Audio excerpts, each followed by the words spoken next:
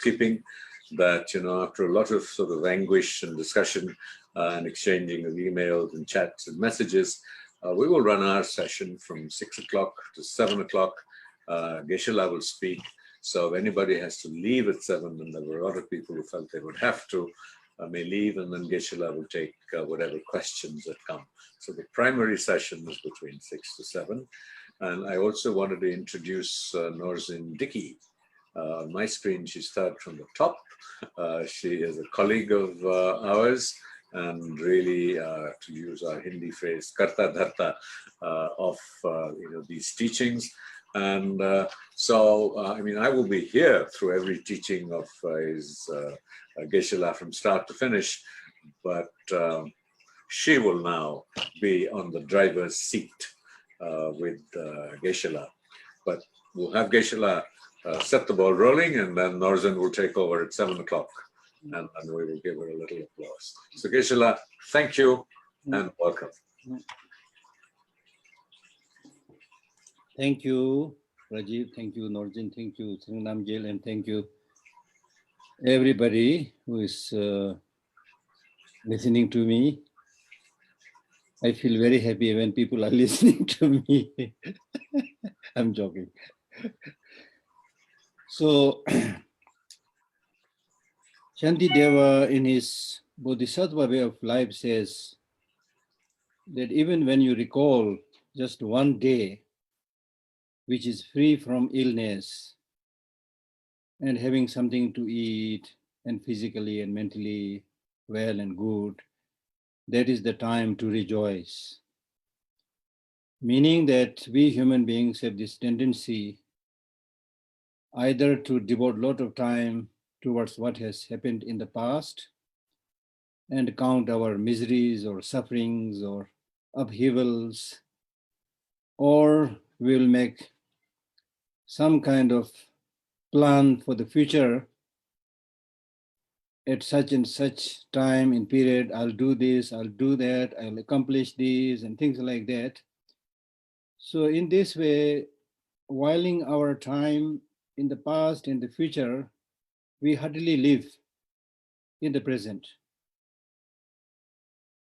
Yes, if you divide the time in a minute, precise way, then it's difficult even to make this division or distinction between what is past, present, and future.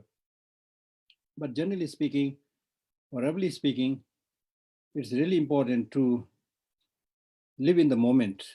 I'm not saying that you can't learn anything from the past. I'm not saying you should not plan for the future. But what I'm saying is, don't do this at the cost of your life now.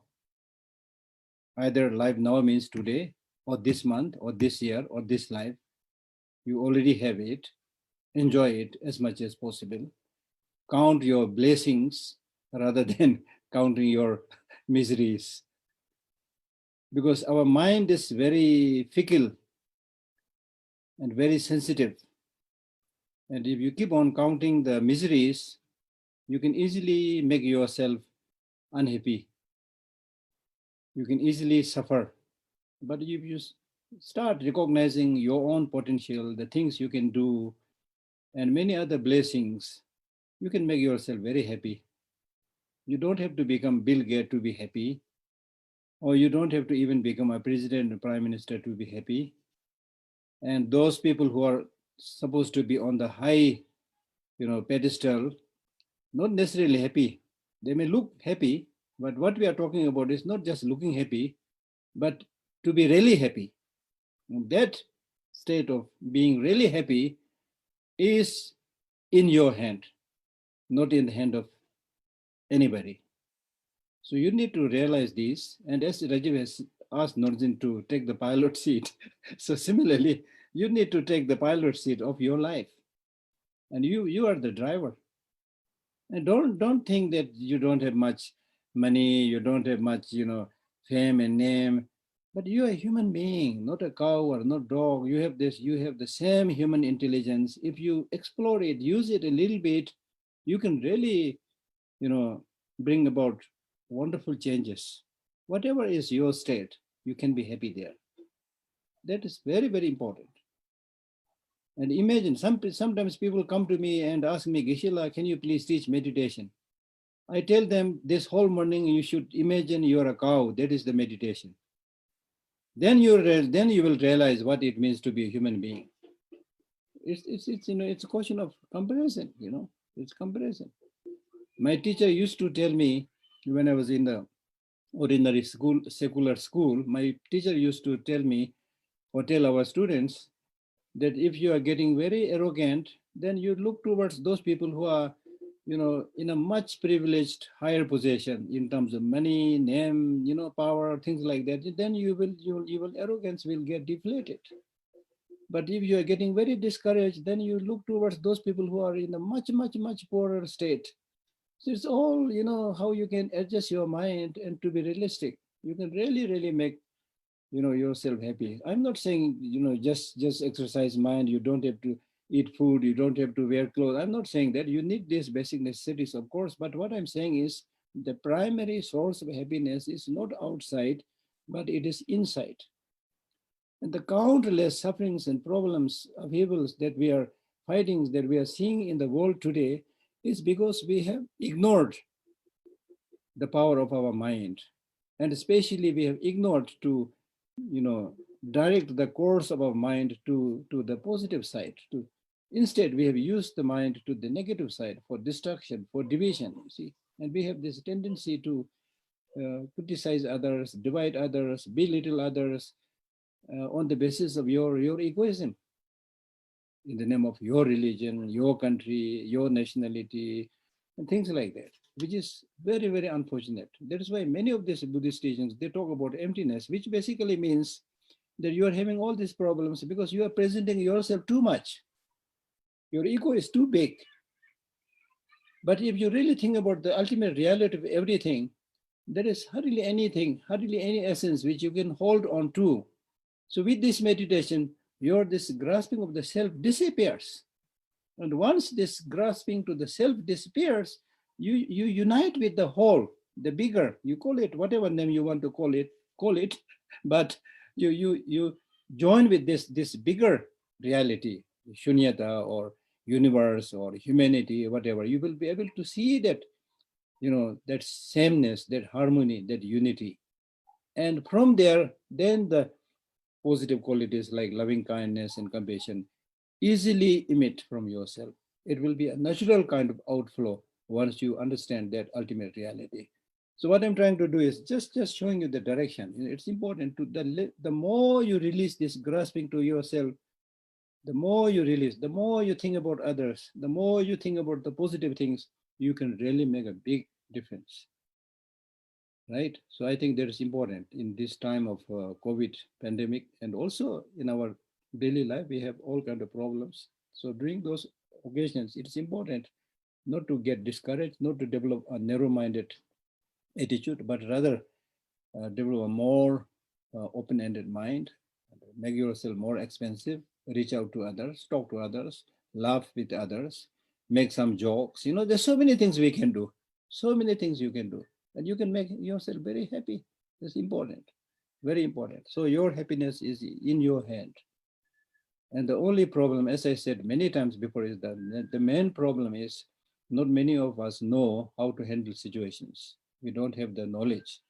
And there are many of us, like me, who know a little bit, but we don't practice. That's the problem, If you just keep on reading the menu and don't eat, what is the use of visiting a restaurant? So similarly, if we read all this text and then don't apply it to yourself, and at the maximum, if you use it as another added, expertise in your dry intellectual knowledge, then it's not going to benefit us. It will be, in the worst case, it will again be used as a means to display your intellectual capacity and to debate with others. So therefore, the last time we were talking about, having selected the 4 deities, we discussed about selecting the three Pitakas, 3 set of discourses, and which was explained under the title, Discard All Doubts, Cherish, Persistent Practice. So discard all doubt means that you should read the 3 Pitakas. If you can't read all the text, it's okay. So don't think that the tantric path is the short path. I must have access to the highest path. We, again, human beings, we have this tendency of overreaching things.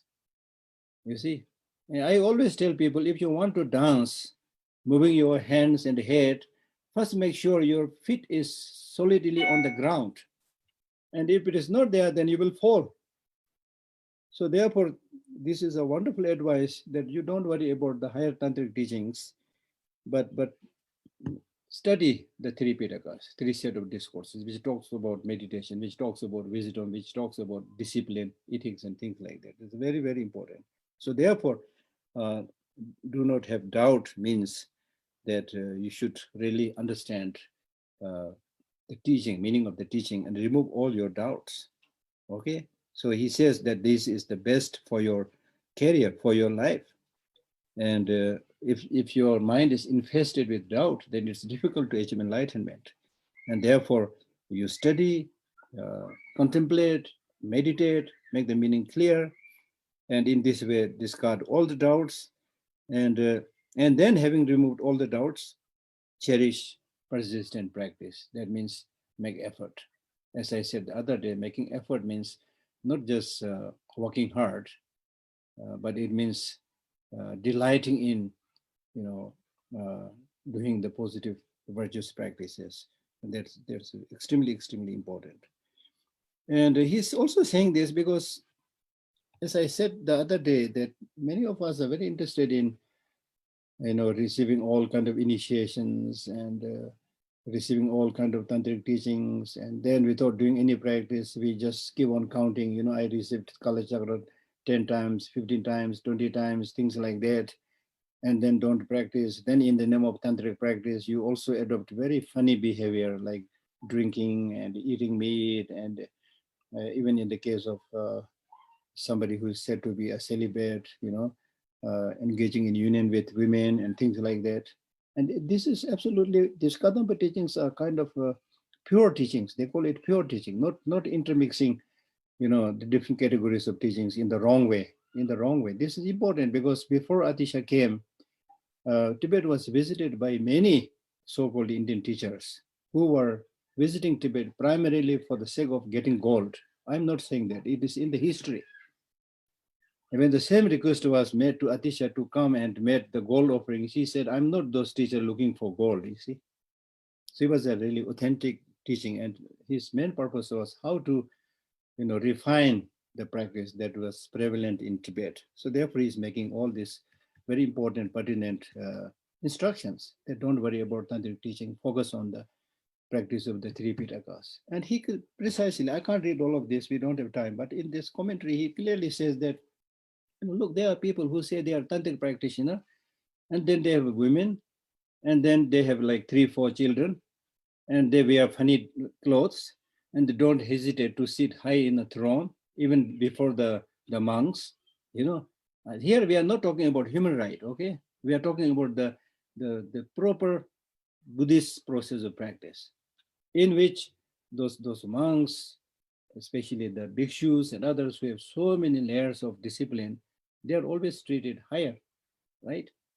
And then in a very disgraceful, they will recognize all their children as reincarnates, And unfortunately, these things are happening. You see, I'm not criticizing anybody in particular. That's not my job. But I'm just explaining what is here in the text, right? So therefore, it is important to understand why he said this. So this with these 2 lines, discard all doubts, cherish persistence in practice. This completes the 3rd chapter. So far we have finished the 3 chapters now. So cherish persistent practice means it's not enough to know, but practice with a delightful mind. Practice is important because the antidote, the obstacle against perseverance or effort is laziness. Laziness may be laziness in the sense of not doing anything. Laziness may be in the sense of postponing your practice. Again, we have this tendency of doing the funny, less useful activities first, just like going for a movie. And then after having done all this not so meaningful, mundane activities, then if there's some time left, probably I'll do some practice. In the case of doing retreat, also we say, oh, I'm busy, I have to do this, do that. Next year I'll do retreat, right? So the most important thing you postpone for the last. The least important thing, you do it first. So if this is seen from a business point of view, you are total failure. We are total failure, you see. I once attended a kind of consultancy on how to run the office and things like that. So there they said you must prioritize your job and do the most important thing first, right? And in the Tibetan society also, again, there is again a habit of like when you are young and energetic, physically, mentally, you are strong and fresh, then you do all the mundane activities, whatever is there to be done in the world. And when you have did all these things and nothing much is left to do, then they say, okay, now I'm retiring and becoming a monk, right? When your eyes can't see much, you're disabled, your ear can't hear many of the teachings, then you say, now I'm going to become a monk, you see. So this is, becoming a monk is seen as the least important thing that you should do when nothing else is left to do. So these are all unhealthy indications. I'm not saying everybody should become monk or not, that's totally different thing. But what I'm saying is, this kind of Buddhist practice is important, whether you call it Buddhist practice or not, but this process of transforming your mind, transforming your mental attitude, seeing the reality as it is so crucial, so important. This is not a luxury. This is a necessity without which we can't live, right? And people who don't have this wider perspective of the reality, whoever they are, president, prime minister, whatever grand name they may have, but they all you have seen today, the thing that they do is division, spreading hatred, spreading this false thing called nationalism, for my country, this and that. And then, it's so sad. Majority of the poor people they are so gullible and so innocent. They can be led into anywhere, in any direction. They sheepishly follow, unfortunately. I feel so sad when I see this, right? And then on the other side, imagine if you have a really good teacher, good leader like His Holiness, how many people you can take on the right direction.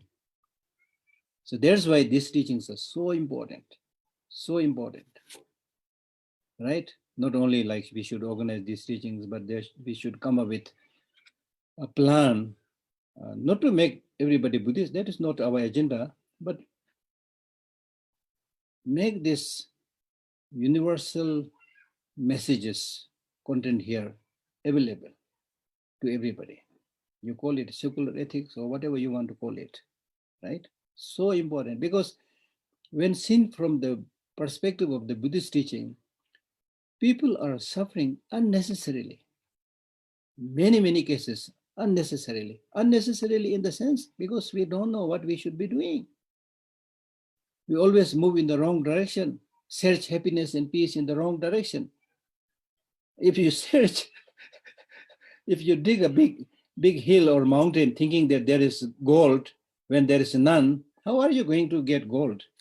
You will only suffer by working very hard, but you are not going to get anything. So therefore, search in the right place for happiness. If we don't want long-lasting happiness, then it is again our choice. हम लोग हिंदी में बोलता है ना, दिल में हाथ रख कर बोलो.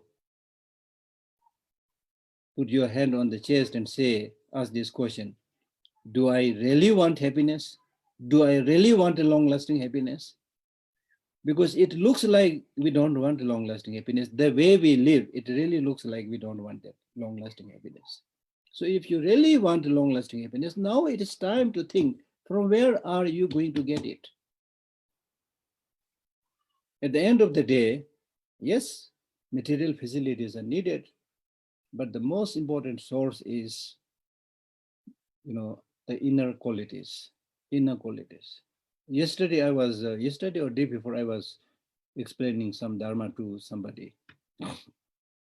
Then, as a preparation to that, there was a sentence which I could not understand. Then I had to search the text and read that story. So that story was related to, that story was a different story. It was related to serving the parents and things like that. Then while looking for that, I found another story on pandemics at the, at the time of the previous life of the Buddha, not his lifetime, previous life of the Buddha, there was a pandemic. I mean, it has been happening for so many years, not only this year. That again we have to know. So then the Buddha clearly says that at such and such time in my previous lives, such and such pandemic was there. And then gradually he summarizes that by saying that the pandemic was controlled by people seriously and sincerely practicing loving kindness. Imagine. It was so moving. We hardly pay attention to the efficacy, the strength of practice of loving kindness and compassion. And he summarized that by saying that by genuinely living in harmony and practicing loving kindness, the pandemic was removed.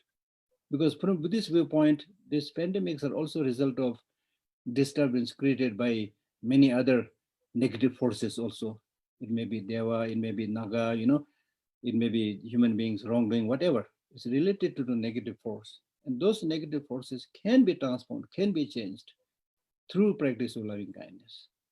If I try to make it more sensible, then what I'm saying is, imagine at this period of distress, if everybody has this loving kindness and extend their help and share their mirth, laugh and play and joke, you can really create happiness. You don't have to be free, just like a unbridled, horse running everywhere. That's what we think, We always think that, if this pandemic is not there, then I will be free, go everywhere like an unbridled wild horse. That's not the case. That's not the case. When your mind feels free, when you have the love and compassion, even within the confine of your room, it will be like expensive. The room will look big, and you can play with your friends and relatives and make jokes and read stories and sing and dance and do meditation, so many things. You have no sense of time, you have no sense of restriction from the space of the room. I'm telling you this. Because the so-called restriction of the room is so small, things, these are again our own human creation. Yes, ordinarily we have this labeling that the room is big or small, things like that, but again primarily it's how you think. I once read a story which now came into my mind. There was a very poor farmer who lived in one room with his wife and 2-3 children. So he started thinking that I'm living in such a small room with all these family members. It's really awful. So he approached a saint or a sadhu for his advice. What should I do? I feel miserable with this small room. Then he said, no, I'll help you. You just keep one donkey in your room. And of course, if you keep a donkey, it's then horrible, But because he respected the teacher, he did that. Then the next time he said, I'm having more problems. Then said, okay, now give another, cow. Then again, of course, more problem. Then he said, okay, now the final thing is you keep one goat. So he kept one goat. So he tried to live with these 3 animals and the family members. It was like a hell for him. But because he was respecting the teacher, he listened to him, what he said. And then he finally said, no, really beyond my, capacity to cope with this, I'm feeling horrible. Then he said, okay, then take one animal out. He took one animal out. He said, oh, now I feel much happier. Then he said, take the second animal also out, third animal also out. Then after he said, now I'm completely happy, you see. The same room. So it's like that. I'm just trying to give you a hint, you see. So therefore, the mental perspective, right mental perspective, and enjoying what you have, not just sitting there complaining, take the best out of the situation. As I said, it may be just singing, dancing, enjoy, a little food, whatever it is. You can make yourself happy. Be like a innocent child. The innocent child, they want to cry, they will cry. They want to sing, they will sing. Finish. They're not so much worried what people will tell me, what will happen tomorrow. So sometimes it's important to adopt this childlike attitude. So that is what I wanted to say. So therefore, uh, cherish persistent practice. Just as for the body, we have to eat regularly 3-4 times. So in the spiritual dimension also, the spiritual practice is the food for the mind. Now it is not just Buddhist is saying, but scientifically, the scientists are saying that the positive attitude is really the source of nourishment for the brain, and therefore for the whole physical, system and physical makeup. So it's important. So your happiness is in your hand. Make right choice. Okay, make right choice. Cherish persistent practice. So what I was saying was remove these obstructions, laziness of not doing anything, laziness of postponing, laziness of having attachment to inferior qualities, laziness of despising oneself, thinking that, oh, this may be important, but I, with such small intelligence, how can I do my practice? You belittle yourself. Now again, scientifically, it is found that the so-called genius, which we normally used to say, genius is born. Now they are saying genius is 99% perspiration. That means working hard. And I have in my own life saw people who right in the beginning of their study are not so sharp, not so intelligent, but they made this relentless perseverance and effort. And after 2-3 years, they become great students and good scholars. So you can change. Now scientists are talking about neuroplasticity. It's not just Buddhists. And Buddha said this a long time back. The scientists are now saying neuroplasticity, meaning that if you train, you can improve. Unlike the body. In the case of the body, however much training you give, it's good to give training, it's good to do exercise. But if you're doing this with the hope of, improving it to a limitless state, it is impossible. Impossible. And I used to tell people that even if you are the world's #1 gold medalist in long jump, let us say, and still if you continuously practice, you may be able to make some improvement. But the time will never come to you when you can say that I practice so much, now I can jump from one mountain to another mountain. It will never come, because the basis on which you are giving the training is limited, physical, restrictive. Anything that is material, physical is limited. So that's why great teachers like His Holiness is talking more about using that area like mind, which has limitless capacity to develop. And don't get bogged down to, training the body, which has a limited capacity, right? But we always do the other way. For the body, again here, we are not good. I'm not saying we are good. We are not good, but at least we are feeding the body 3-4 times in a day.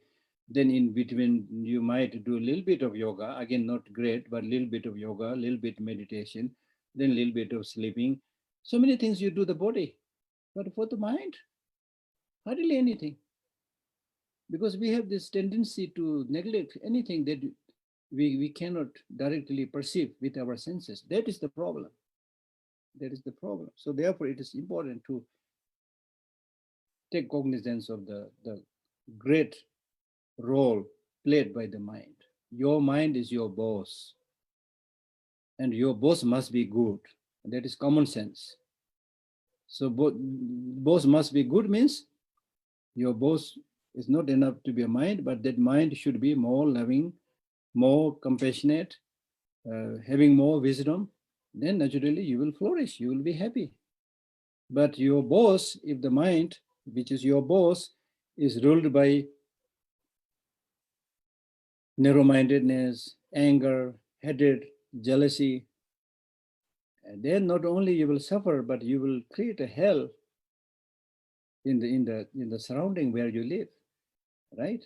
So which is very, very unfortunate to be born with this wonderful human intelligence and body, but then creating problem to others is unthinkable. It's really unthinkable. And you can make your, I mean, you can make your life meaningful just showing few smiles in a day. That will make you happy, make others happy, as His Holiness has always been kind of advocating, you see. Such a simple thing. You don't have to go around distributing money. If you don't have one, that's okay. But you can smile. You're born with this capacity to smile. And His Holiness says, don't worry, even if your teeth is a little bit yellow, no problem. so long as you show the smile. And human beings have this capacity to show this smile with the teeth. Not many other animals, I don't think, have that capacity. And then human beings have this wonderful long arms to embrace, to shake hand. No other animals, not many have this capacity to do so. So this long hand, His Holiness, and many other great teachers, if you look at, they say that if you look at your physical makeup, you can see that you are more towards non-violence, not towards violence. You see, as I said, the teeth is for smiling, the long arm is for embracing, you see, and then the brain is also basically for positive thinking.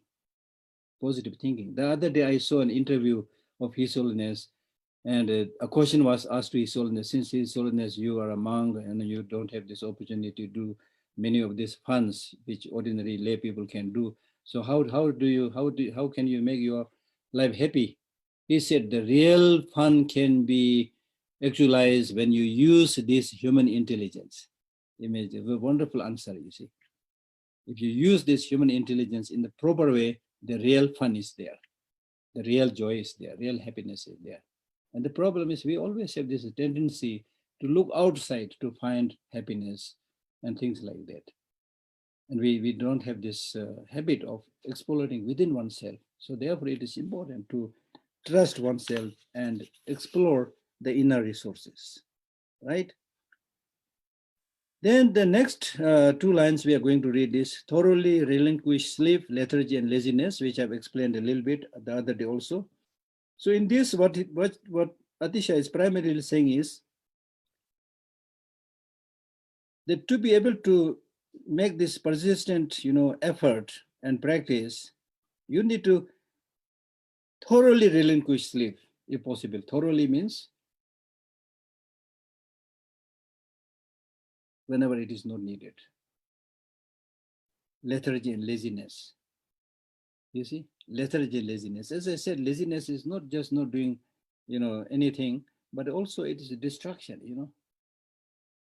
distraction, getting distracted to other things which is not important. And imagine the amount of distraction, amount of the time that we take in distraction. This reminds me a Tibetan teacher asking his student, are you practicing Dharma? Then the student says, yes, sir, I'm practicing Dharma. Then the teacher scolds him by saying, don't tell lie. I saw you getting distracted in the whole day. I saw you sleeping in the whole night. So when do you get time to do Dharma practice? Which is amazing, And we spend huge amount of time for sleeping, for eating food, for this, for that. There's not much time. And we don't create that time. We have time. Many people say, I have no time. We have time for so many other stupid things, but not time for such kind of, wonderful practices. So therefore, here, now when he says thoroughly relinquish sleep, lethargy, and laziness, one thing that you need to remember is, suppose you're going to die tomorrow, die tonight, what will you do? Because if we talk about, some short time, it's more convincing. We'll be able to understand it. We are not able to think or plan much. So if you are going to die tomorrow, for sure you're going to die tomorrow, what will you do? What will be your priority? Make money? Or fight with somebody? Or engage in telling lie? Or divisive talk? Things like that. I told you this story, not this time, but to others. Many of you have listened earlier, of a mother who came to see the Buddha with her child. And then the Buddha immediately said, your child is going to die in 1 year. Then the mother started weeping and the child clung to the skirt of the mother, and he also felt, of course, miserable. Somehow they left. After 6 months, they came back to Buddha, and Buddha asked, did you do any stupid thing? Did you do some negative deeds? Then the child, with a kind of sad face, he said, last time when I came to see you, you said I have only 1 year to live. So how can I dare to do anything destructive, negative? See, that is the lesson. How can I do anything destructive, negative, harmful? And then the Buddha said, that is the lesson that I wanted to teach you. I have no idea when you are going to die, but I said this to teach you a lesson. And he said, in my case, I do this practice and meditation every day. That's why, like in the Buddhist teaching, the first, after the Buddha got enlightened, the first teaching that he gave was the teaching on the Four Noble Truth. And out of the teaching of the Four Noble Truth, the first teaching was the truth of suffering. Out of the teaching on the truth of the suffering, the first feature was the feature of impermanence, which is death. So unless you have some understanding of this fragile body, which in a more philosophical term, we can use the word impermanence, but I use the word fragility or fragile. If you understand that, I mean, not just talking, if you understand that, develop the conviction, many of these unfortunate things, bad things, destructive things, harmful things that we do will vanish. That's why Shantideva, in his Bodhisattva way of life, clearly says, how can an impermanent person develop attachment to another person who is impermanent? How can a person who is impermanent can develop hatred to another person who is impermanent? See, that's the meaning. That's the meaning. If somebody is on the deathbed and is sure that he's going to die after 2-3 hours, nobody will go to shoot him or harm him. If it is definite that he's going to die in 2-3 hours, nobody will try to kill him. But we don't, we think that we are all permanent, unless I shoot him, kill him, he will be there all the time, he will never die, right? So that the clear indication that we don't understand the reality, you see. If you really understand the reality, how fragile we are, and we are here in this world just for a short time, help each other, enjoy your life. When you can bring, His Holiness always says, with this kind of genuine practice of loving kindness and compassion and harmony, we can bring kind of heaven, kind of nirvana on this earth itself. We're not talking about here we are not talking about the nirvana, which is the total cessation of all the negative emotions and the seeds. We are not talking about that, but a humanly kind of heaven. Imagine if nobody kills each other, nobody rapes, which has become so unfortunate these days.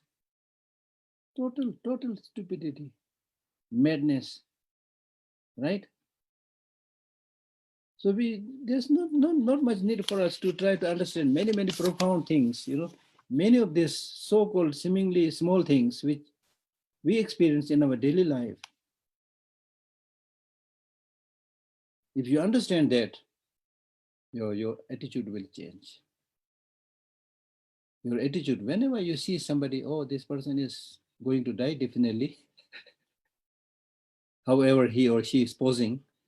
But if you have this understanding that this person, whoever he is, arrogant, humble, rich, poor, whatever, is going to die very soon, when nobody knows, it may be tomorrow.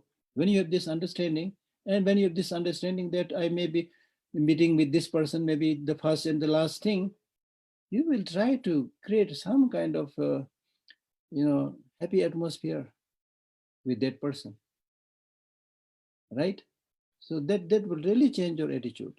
It's so important, so important. So that's important. So therefore, here Atisha was saying that this human life, which is impermanent and fragile, but very precious, very difficult to find. Very difficult to find. Luckily, we found it, but unfortunately, we are not sure how long you're going to live. Therefore, it is important to take care of it in terms of your physical health, in terms of your mental health. It's highly, highly, cherish it, take care of it. Take care of it means not just washing your body and eating food, like Shantideva again says, if you read, probably next time you'll get a time to read that text also, Shiksha Samuchaya, another wonderful piece by Shantideva, where he says that protecting your body means helping others.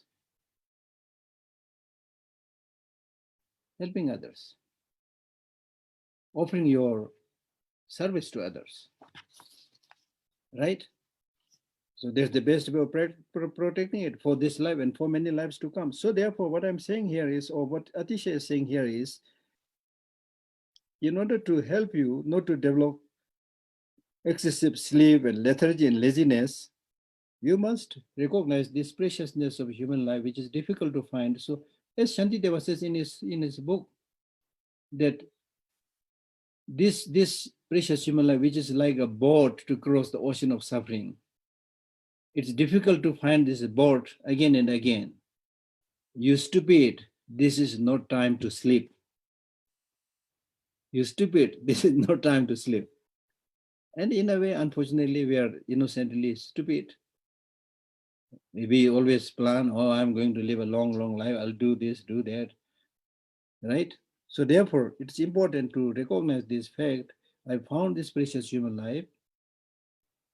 And in the case of most of us, if we make the effort, we also have these facilities to do our Dharma practice. But how long we are going to live, not sure. So therefore, this is not time to sleep. This is time to practice. It's really like finding a job that you have been looking for a long, long time. You're unemployed and penniless and looking for a job. And then suddenly, if you see an advertisement which is suitable for you, where you have a possibility to get the job, without a second thought and hesitation, you will just go to find that job. Immediately submit your application or go to the relevant offices, whatever you will do. You will not say that, oh, let me sleep fast, and the lethargy and laziness and everything will disappear. So likewise, once you recognize the preciousness of this human life, what a wonderful thing you can do with this human intelligence, then the sleep and lethargy and laziness will go away. Laziness will go away.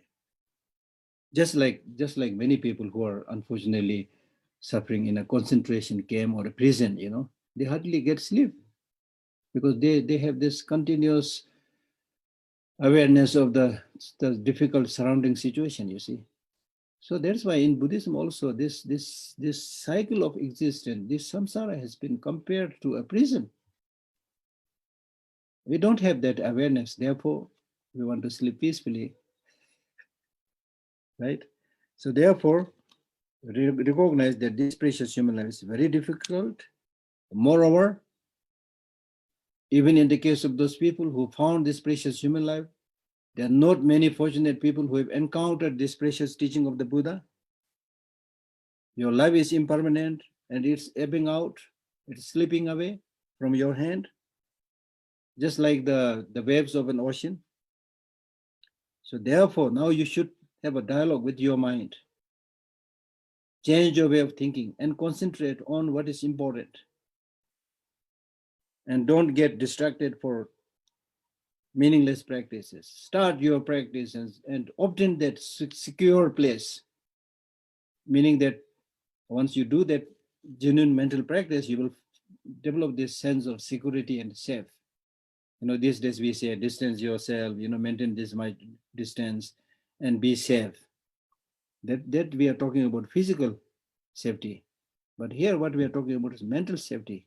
Once you minimize or reduce all these negative emotions, you will find that inner security, happiness, and safety.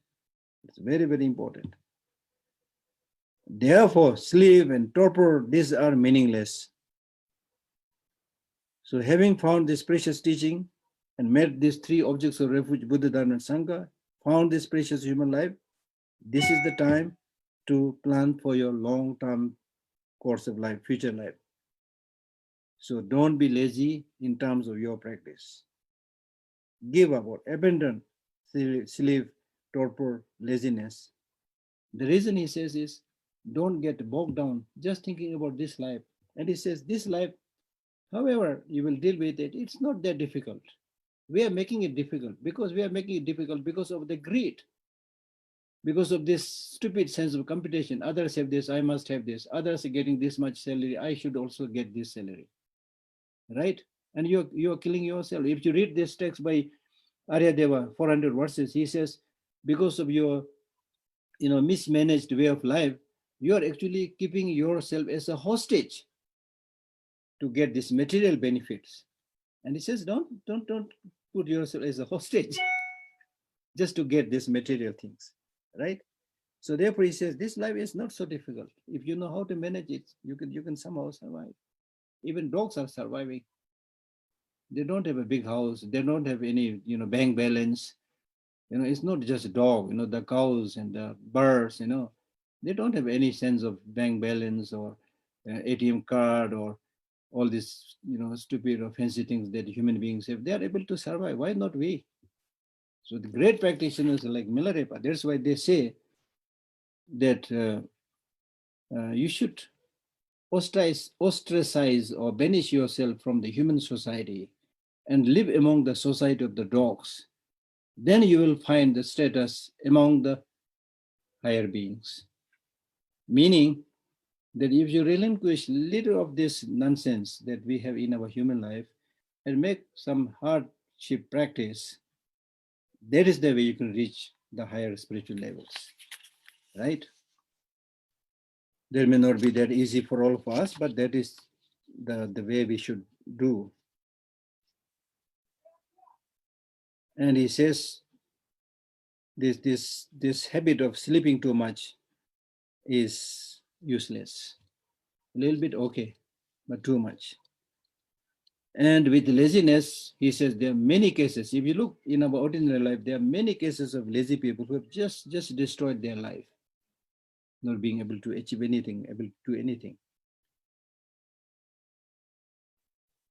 And then, of course, whether it's the life of a human being or nirvana, whatever we want to achieve, the one major factor that is responsible for achieving that is relentless effort. Relentless effort. As the great Tibetan teacher Kongtang Jambe Yang, he says, for one day, you get so excited for Dharma practice that you even forget food and make effort. And after 3 days, there is no sign of your interest in Dharma practice. And you will be then, your life will be ruled by forgetfulness and distraction. And such person will achieve nothing. Therefore, you should make effort just like a running stream, running river. The running river or running stream, they will run the whole day and whole night. The running stream and river will never say that now it is night, I will stop running. It is my time to sleep. They will never say. They will continue to flow. So similarly, we should also try to make continuous practice. Then there will be spiritual development. Short-lived attempt is probably better than nothing, but it will not reach anywhere. Why? Because our mind is heavily conditioned by negative emotions for many lifetimes,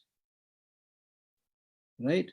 So therefore, to change this heavily addicted mental habit and make it habituated with the positive ways of life, positive thinking, positive emotions is not an easy task.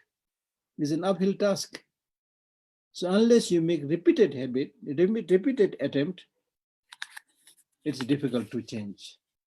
Therefore, make that repeated effort. So this completes chapter 4. Completes chapter 4.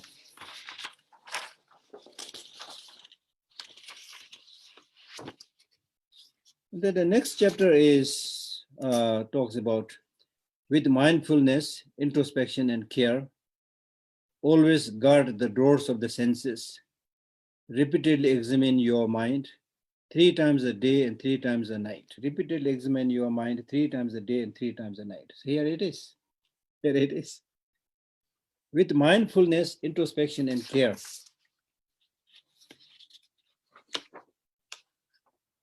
Mindfulness. Mindfulness means, especially here, mindfulness means not to let the positive practices in which your mind is habituated, not to let your mind forget that practice. Mindfulness means any object in which you are familiar, not to forget it. So this practice of mindfulness has the habit of, has the capacity of not to let you get distracted. If you're mindful of your practice all the time, if you remain alert and aware, then you will not get distracted. We get distracted because our mind is not alert, and anything that comes within the purview of your senses, you get distracted. So therefore, this mindfulness is a practice that you do with those positive practices in which you are familiar, number one. Number two, not forgetting it. Number three, not letting yourself get distracted. So practice of mindfulness has 3 features. 3 features. So have that mindfulness with mindfulness. And introspection means judging the state of your mind, judging the state of your body. What am I doing now physically? What am I thinking now mentally? To guard, to introspect. Because if you don't have this introspection, as soon as you weaken or relax your introspection, the mindfulness will also slip away. You will also forget your practice of mindfulness. And when this mindfulness practice degenerates, then you will be acting randomly without any check and balance practice. So therefore, it is important to let this mindfulness put in the house of the mind.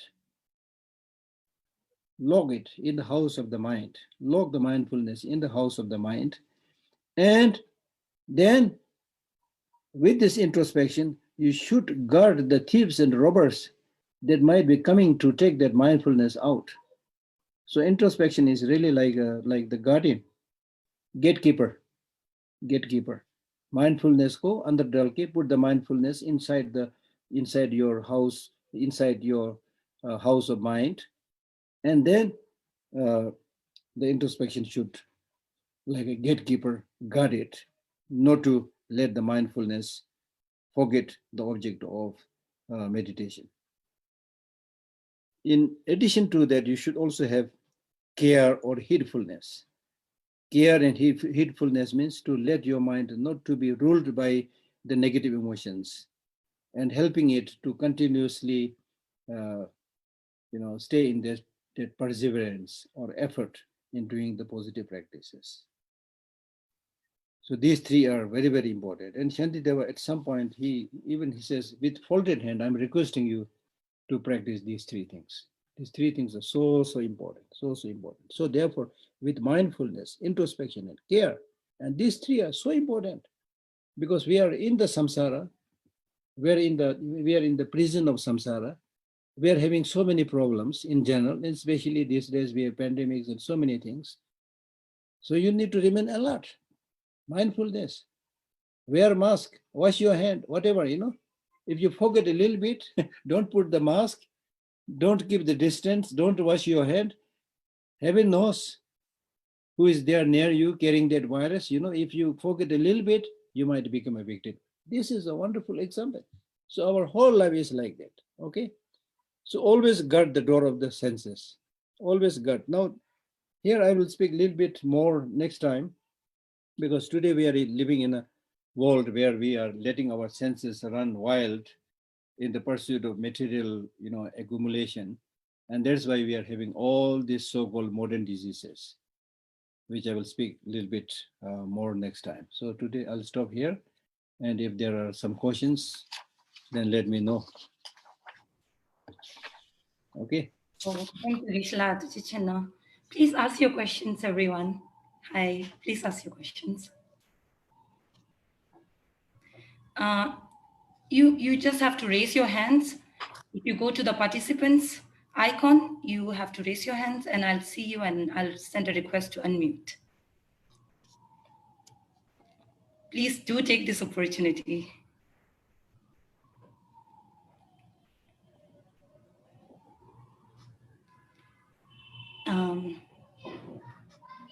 Geshe, someone's requested you to please consolidate the 3 points again.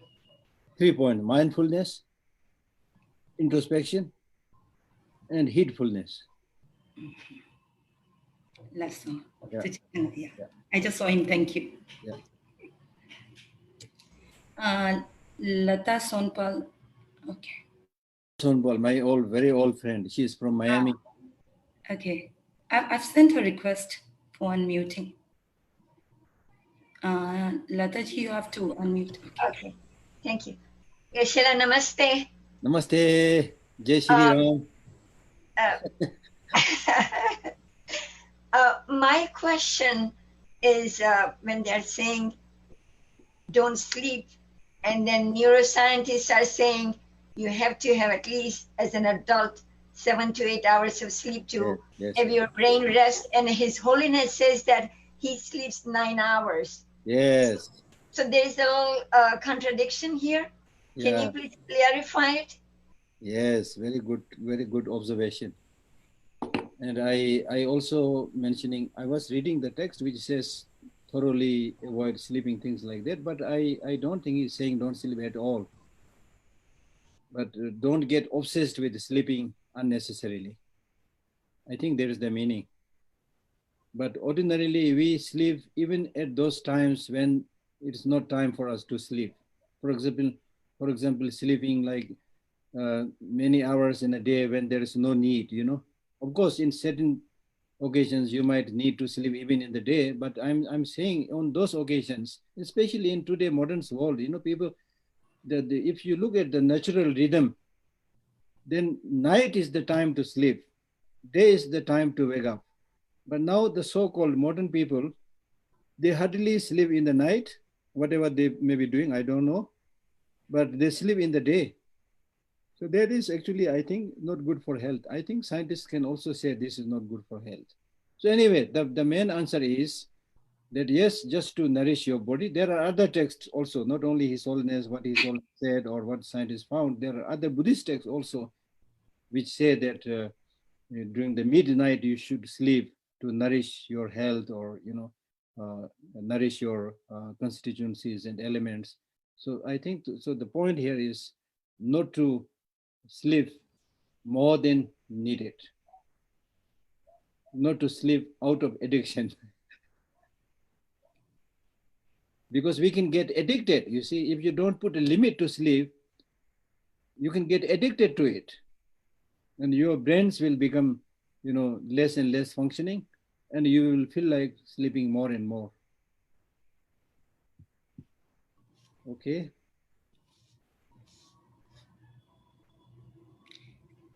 Next we have Dinara. I have the question. How we can use the time of the sleep, eating, washing, and rest time for the practice? Because we need to make this thing, sleep, eat, wash. No, how we can use this time for our practice? No, then you need to see how important it is. Right now you're doing like washing, sleeping, because you see this important. And the spiritual practice not so important. But once you start seeing the spiritual practice is very important, while you have to, wash and sleep and all these things you have to do, but you will definitely find time to do practice. So you need to find time. Unless you make an effort to find time, you will never get time, because you will always get something stupid to do. And I found, it's not a problem with you or other friends, but in my case also, sometimes when I judge myself, I'm living alone in a small room, but even in that small room, if you just make yourself confused, you have so many things to do, wash these small pieces of cloth, go to the bathroom, wash your body, come back, make a tea. It's endless. It's really endless. So some of these things you need to stop. Some of these things which is not important, you need to stop.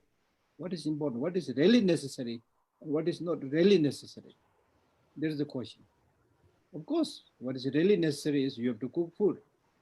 You have to sleep a little bit. But there are many things you are doing which is really not necessary. The last time I told you there, I have one friend who was a kind of celebrity, and she hardly had any time when she was a celebrity, and she had to do all this ceaseless socializing. And after she started doing Buddhist practice, then she was surprised when she stopped all this, partying and socializing, and she was surprised to find that she has so much time. So you need to stop some of these stupid things, not useful things.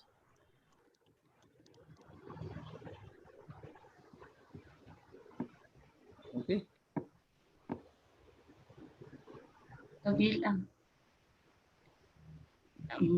Kabirji, you can ask your question. Geshe La, Oh, Kabirji, namaskar. Badhiya. Geshe La, I'd like some more input on mindfulness, introspection, and heedfulness, because it's translated in different ways in different texts. For Yes. example, I have in Geshe Dargela's book, Recollection, Alertness, Watchfulness. Yes. Often we hear of introspection as that which specifically looks out for mental excitation, and dullness, mental sinking. You translated it a little different. Could you, based on your understanding, your knowledge of Tibetan, tell us what the Tibetan words actually mean exactly? For what? Which word? For mindfulness, introspection, heedfulness. No, that is exactly what I was explaining to you. I was just following the Tibetan text very strictly. Okay. Where it says mindfulness is 3 features. 1, it has to engage with an object with which it is familiar, and then not forgetting that object in which you have familiarity. And then 3rd, not letting your mind get distracted. So that is the kind of definition or explanation of the mindfulness, possessing 3 features. And then when you say dullness, that is different. That is not here in this case. Here we are talking about mindfulness, and then this introspection, or some people say conscientiousness. There is a problem with the English word also, you see. So here the second, introspection or conscientiousness, whichever word you use, but it is basically examining what your body is doing, what your mind is thinking, and then as I said, not letting the mindfulness go away from your mind, guarding the mindful practice. And then the heedfulness or carefulness means not letting your mind controlled by afflictive emotions. And Kabir, you're right, because there may be a little bit different explanations with the heedfulness also. I remember reading one text which says, delighting in virtuous practices. Here in this case, it says not letting your mind controlled by the afflictive emotions, more or less saying the same thing, but in a different way. So.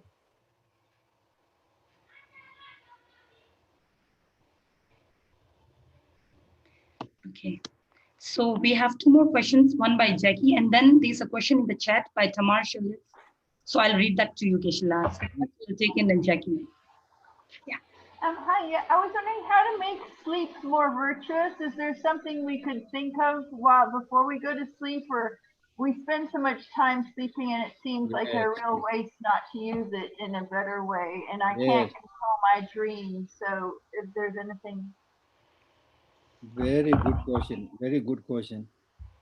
In the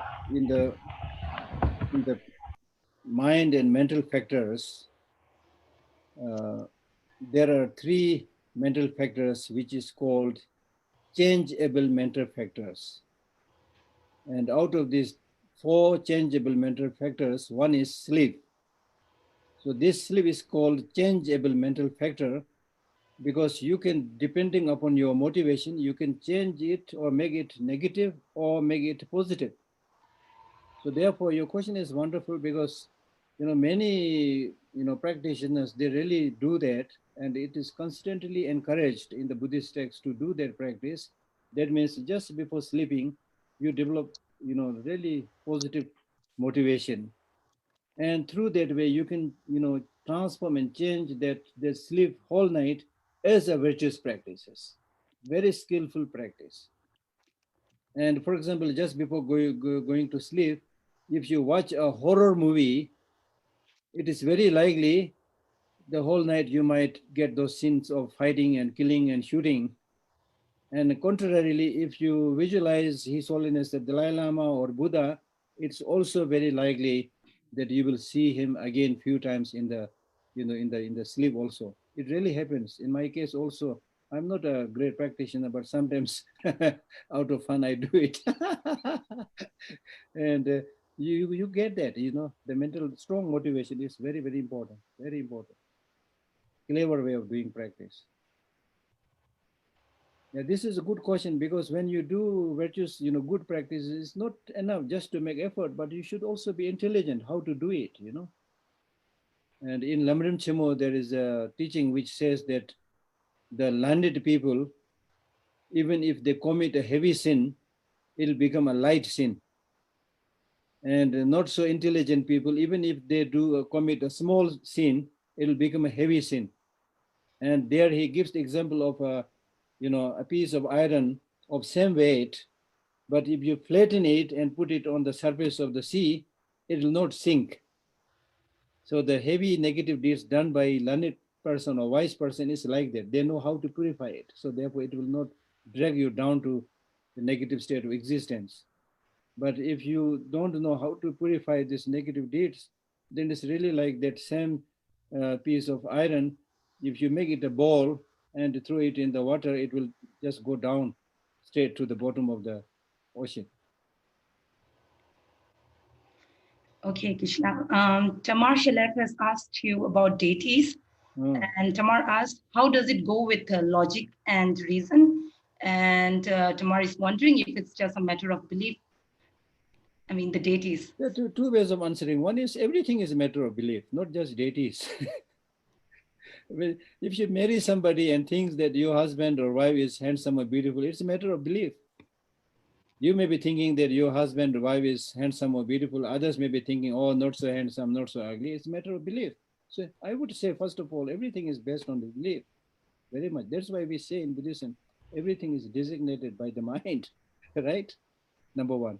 Number two, in the case of deities, when actually I'm glad that you asked this question, because this process of, visualizing deities and drawing tanka and painted mandala, it looks like exotic and mystical and mythological and things like that. But if you look carefully, then it's a really, I think it's a very clever, intelligent way, a way actually we are practicing in the modern life. When you teach your students, especially young kids, you come with all this kind of color pencils and let them draw all these fancy pictures, with different colors, and that way they are able to learn easily. So similarly, these drawings with tankas and mandalas, it's only a means and method to explain so many things. So similarly, in the case of deities also, there may be, really deities who have this higher spiritual realization, but it is also not necessary that it's a, blue, or green, deity sitting up there, not moving and waiting to help you or harm you, never changing. I don't think it's like that. the colors have a representation. Like, for example, the white symbolizes peace, and the yellow symbolizes increase, and things like that. The colors have a meaning. And then these deities are visualized in terms of how best that practitioners can be helped. For example, there are some of us who are very fond of peaceful environment, peaceful practices. For such people, if you think also about a peaceful Avalokiteshvara, you know, with a wonderful look and beautiful eye, you know, you feel very happy. Then there are others who think that unless I have a very, you know, wrathful and forceful, you know, deity, my negative emotions cannot be controlled, you know. And then in that case, it is better for them to visualize a wrathful deity, and then they think that their negative emotions are controlled. So these are like basically to find different ways, different means to help you tame your mind. Because, you know, I mean, as you are all aware that in my own case, I'm really, the more I meet people and talk to them, the more I'm amazed, the diversity, the countless mental inclination, disposition, sensitivity, receptivity is just mind-boggling. It's amazing, you see. For some people, with a slight exchange of words, they get angry, you know. For some people, even if you say many nasty things, they still keep on smiling, you know. So there are so many different dispositions and inclinations and capacities. So the Buddha gave the so-called 84,000 classes of teaching to deal with all these diverse mental dispositions. That is, he cannot just give one teaching to everybody. There are kindergarten going, you know, students. There are, you know, middle school going, you know, students, high school going students, PhD students, you know, highly like academics. So for all these people, you know, you have to give different levels of teaching, not to confuse people, but because of the need of the people. Okay. Isha, there's one more question. Will you take that? Okay. Okay, sure. Yeah. Igor, I'm sending your request to unmute. Oh, Igor. Oh, touch delay. Touch delay. Yeah. Kusudevo imbe. Kusudevo tu Geshe. Yeah. Hello. Yeah. I can hear you. Thank you for this invaluable teaching. You said before that from previous life of Buddha, that pandemic was overcome through the practice of loving kindness. Yes. And could you please give some precious instruction of practicing loving kindness and the bodhicitta during these times, and maybe in connection with Arya Chenrezig also? As I briefly mentioned earlier, if you look at the reality of all kinds of life, including human life, how fragile we are, you know, that we are born with problems, we get sick, we get old age, and then finally we die. And in between this and that kind of problems there, when you see all these realities, you have left with nothing but to develop some kind of sympathy, love, and compassion, you see. And then also, according to Buddhism, we say that irrespective of whether you know these people today or not, but they have been connected with you for many, many lifetimes. They've acted as your brother, sister, you know, so many times. So it is not a good idea to forget them because you don't recognize them today. Even in this one lifetime, there are cases of people who got, you know, separated and may not recognize each other. But that is not a justification to say I don't care about them. And not only that, in this present life also, we are so closely connected to each other. There is hardly any room for, you know, differentiation. You see, the things that I'm enjoying here in Dharamsala comes from America or from China or whatever. You know, so many things come from other people, you see. And without that kind of great network, you know, of people helping each other, struggling each other, we cannot think about surviving. So therefore, we should always remember their kindness. Now, one question normally asked is, yes, you get all this benefit, but you get this benefit, you know, because you pay money. They have not necessarily made this specially for you. That is a stupid question. In that case, we should not respect the Dharma also, because Dharma has no motivation to benefit you. In that case, we should not respect the dollars also. The dollars have no motivation to benefit you. But the fact that you are getting benefit, that's enough for you to see that as something important, valuable, and precious. So similarly, we get so much benefit from all these other sentient beings. We cannot really think about surviving, without depending on other people's kindness. And so therefore, that loving kindness, as I said the other day, that the love, as somebody said, love is a quality, or loving kindness is a quality which the deaf can hear and the blind can see. Imagine that. This is a very powerful saying, you see. Love is a quality which the blind can see and the deaf can hear. It can touch everybody. It can touch everybody. So that's the most important quality. And therefore, the Buddha summarized his teaching by saying that if you have one quality in the palm of your hand, you have all the qualities in the palm of your hand. What is that quality? Great compassion. And amazing, if you have great compassion, what he's saying is, if you have great compassion, how can you exploit others? How can you cheat others? Right? All these wrongdoings and harms that we normally do will automatically cease if you have one quality. The problem is we are not able to develop even this one quality,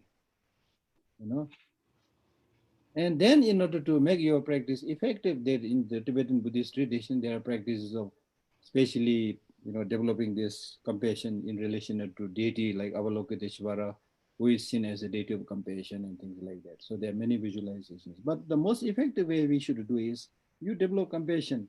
The other day I briefly touched about the 3 types of compassion. You develop compassion by suffering, by seeing the sufferings of sentient beings. You develop compassion by seeing the impermanent nature of sentient beings. You develop compassion towards sentient beings because of their having no independent inherent existence. So basically saying, when you see the many levels of reality of these sentient beings, you will naturally develop this great compassion or loving kindness. Okay? So, Gisela, thank you so much, Gisela. We are really fortunate that we have your teachings. And now that we look forward to a weekend, I hope it's a weekend of reflections and actions for all of us. No, next weekend I'm going for a holiday. Oh, but since it's virtual, we'll just go with you. I'm joking. Okay, thank you, everyone. See you next week. Bye-bye.